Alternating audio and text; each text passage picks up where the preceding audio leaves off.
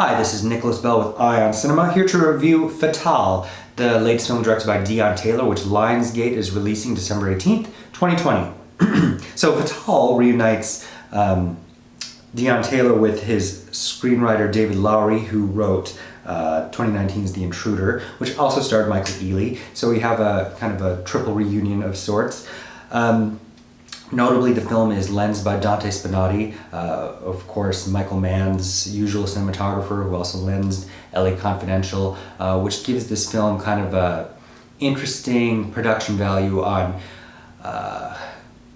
very familiar pulp material that has some paradigm shifts, like a lot of other Lowery screenplays, like Obsessed and Lakeview Terrace, where we're reclaiming the adult thriller territory and having a wider, more diverse array of characters, although almost always seeming a little like a hair's breadth away from being kind of logically sound.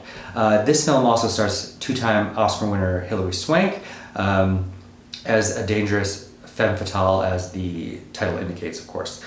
So this opens, Michael Ealy plays Derek, who owns his own successful brand management agency for sports players amongst other celebrities that he's built from the ground up.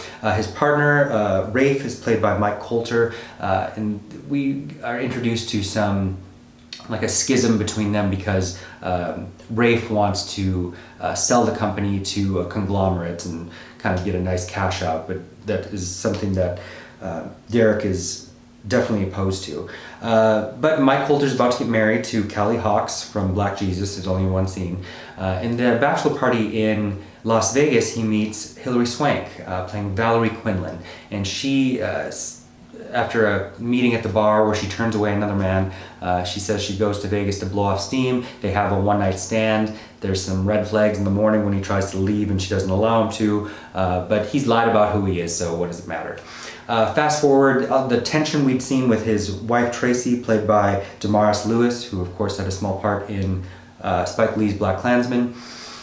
He finds himself rejuvenated in his 7-year marriage after this affair, and tries to suggest that maybe they should have children. He starts to cook. They have a night of lovemaking, and then somebody breaks in and basically tries to kill him. After he calls the police, guess who shows up, of course, but Detective Valerie Quinlan is the lead on this case. And it's unclear at this point if this is going to be a spin on Fatal Attraction, where she's kind of headhunted this man.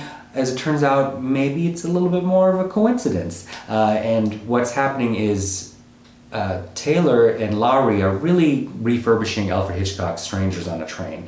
And for a good portion of the film, it does an interesting, there's an interesting way of it keeping us off balance about what to predict, and then it all kind of comes crashing down to a predictable ending. It also has some trouble with characterization of Hilary Swank and how she's led to this certain desperation, because of course her character has a backstory too, involving some alcoholism and an accident with her daughter. Her ex is this terrible city councilman who's undergoing an inquest for embezzling money from a South Central urban renewal project.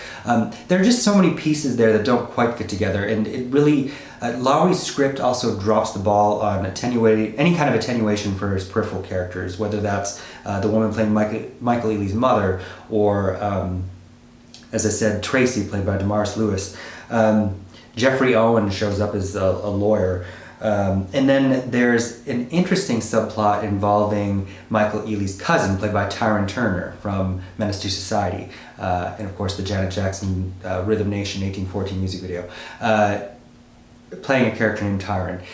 And what's interesting, I think, is it's used in a way that Swank's character can't predict that Ealy's connections to his past and kind of the criminal underbelly that he's wrenched himself out of is very similar to something that happens in the Denzel Washington thriller Ricochet. Just interesting as kind of a motif in a certain subgenre.